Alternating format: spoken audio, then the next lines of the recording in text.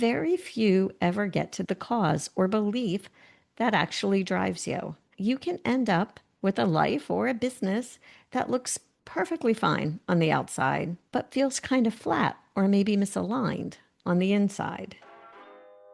Welcome to the Artwork of You, the podcast where your life is the canvas and you are the masterpiece.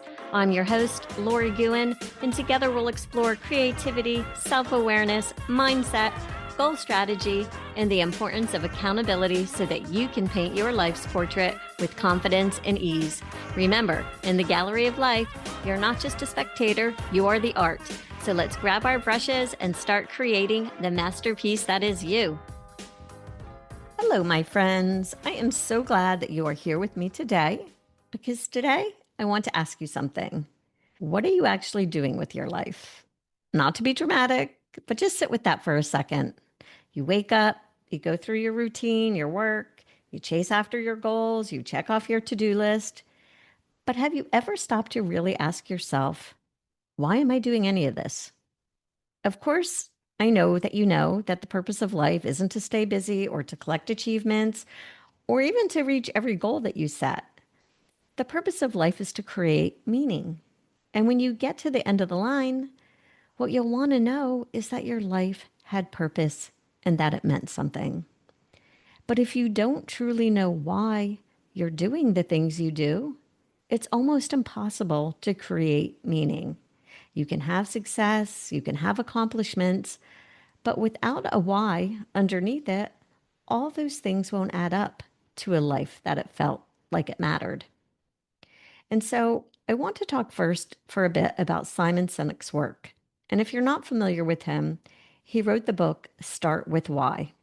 And in it, he gives us a framework for uncovering that deeper why, not just in business, but in how we live our lives. He calls it the golden circle, and it's a simple way of showing why so many of us end up chasing the what and the how, while skipping the one thing that gives it all meaning, the why. And most of us, I would say, whether we're talking about a business, a career, or even our personal goals, start from the outside in. We begin with the what. What do we do? What do we sell? What's our job title? And then, if we're a little more thoughtful, we move on to the how. How do we do it? What's our process, our values, our differentiators? But very few ever get to the center, which is the why, the purpose, the cause, or belief that actually drives you. And when you skip the why, you can end up with a life or a business that looks perfectly fine on the outside, but feels kind of flat or maybe misaligned on the inside. And now I know that some of you might be thinking, yeah, I know this. I know I have to have my why. I've already done this exercise. I've already thought about my why because every business coach says you have to know your why. But here's the problem. Most of the time, what we label as our why is really just a goal or maybe some polished answer, something that sounds good, like I want freedom. I want to help people.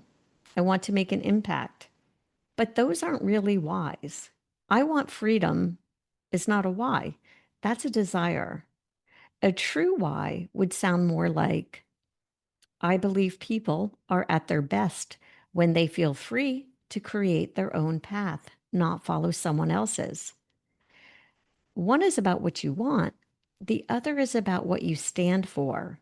And that's the kind of why Sinek is pointing us toward, more like a conviction or belief about the world that fuels everything else you do. He first explained this idea in the context of leadership and business, and he noticed that most inspiring companies and leaders were not the ones talking about what they did or how they did it. They were the ones that could clearly communicate why they existed in the first place. And I understand and I realize that most of us don't walk into a store and think, wow, I really align so deeply with this company's why. Usually we like or buy a product because it's on trend or maybe a celebrity you admire endorses it, and that's fine. But generally, those aren't the brands that we stay loyal to.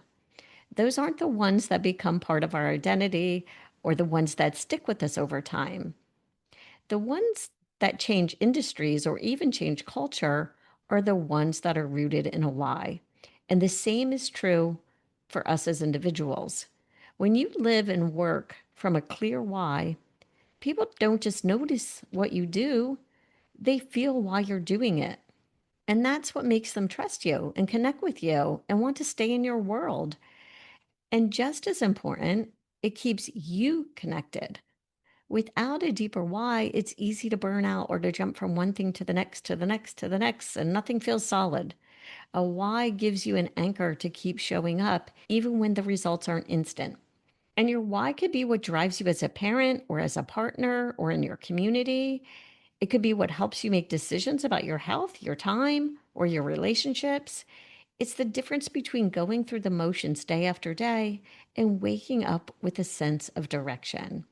And we all know what it feels like to be pulled in 100 different directions by other people's expectations, by what culture says we should want, or by the easy distractions that fill our time.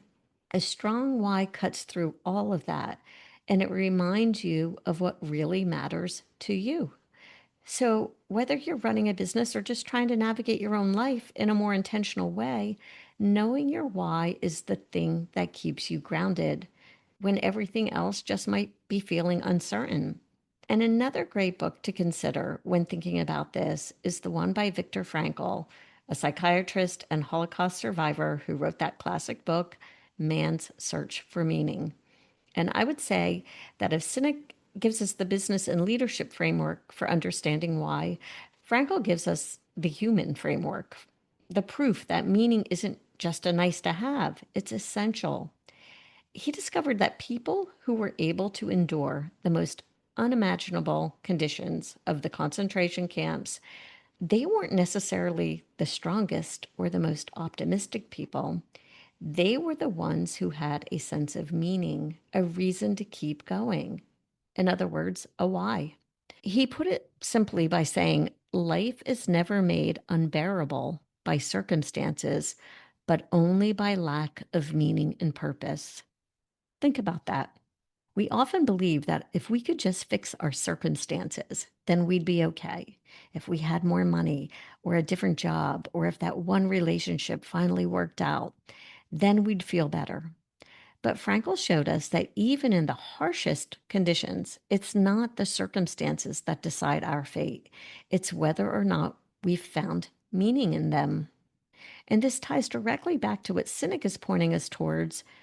Your why shouldn't be a polished statement or some kind of trending mantra, because what it's really about is meaning. It's the reason you choose to move forward. It's what makes the how and the what actually matter. And Frankl's perspective shows us that having a why is not just for leaders or entrepreneurs or companies with a mission statement. It's for every single one of us, because meaning is what gives our lives shape. On one end of the spectrum, Sinek shows us how a clear why can transform a business, a brand, or a movement. And on the other end, Frankl shows us how a why can carry someone through suffering most of us can't even imagine. And in between those extremes is where you and I live every day, trying to figure out how to navigate work, relationships, our health, creativity, all of it. And so I definitely think that your why changes the quality of your everyday life, because without it, your actions can feel like endless busy work, even when you're achieving things. And with it, the exact same actions carry meaning because you know what they connect back to. I guess you could say that a why doesn't just keep you going, it helps you decide where to go and what's worth your time and energy in the first place. So, how do you start uncovering your why? Well, I can assure you that you don't need a perfect mission statement. I would say what you need is reflection. So, here are a few ways to begin. Look at your stories. Write down 3 moments in your life when you felt most alive, most purposeful, or most proud of who you were being. The why will always live in your stories, not in your goals. Number 2, notice the impact. Ask yourself, when I'm at my best, how does it affect the people around me? Because your why isn't only about what you get, it's about the contribution you make and the ripple effect that creates. Number 3, talk it out. Share those stories with someone you trust and let them reflect back the themes that they hear, because I would say that often we are too close to see the pattern ourselves. And finally, number 4, turn it into a belief. And this is key because, again, your why isn't what you want, it's the belief underneath that. Instead of having a why that says something like, I want success, a true why might be, I believe people thrive when they're encouraged to use their unique gifts, not forced into someone else's definition of success. And so it's more like a conviction, like we said earlier, because if you truly believe that people thrive when they're encouraged to use their unique gifts, you will be more likely to use yours, and that will lead to your success. There's another example of a not why. Something like, I want stability. A true why would be more like, I believe people thrive when they have a solid foundation they can depend on.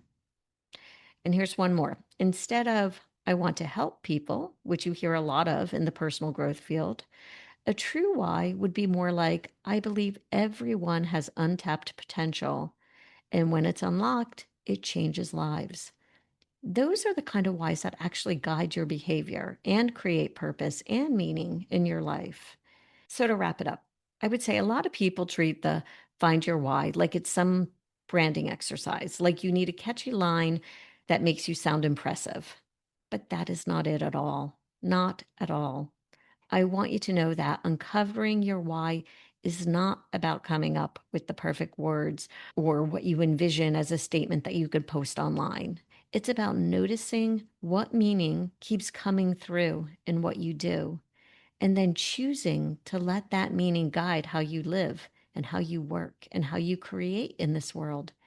Because your why isn't something that you invent, it's something that you uncover. And when you do, it changes the way you see yourself and the way that you show up in the world.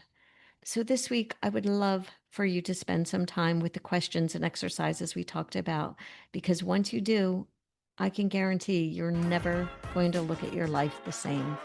That's a wrap for today, my friends. Thank you for sharing your time with me. And remember to show up in your life like the masterpiece you are, because you are the artwork. Please subscribe and leave a 5-star review. Have a fabulous day.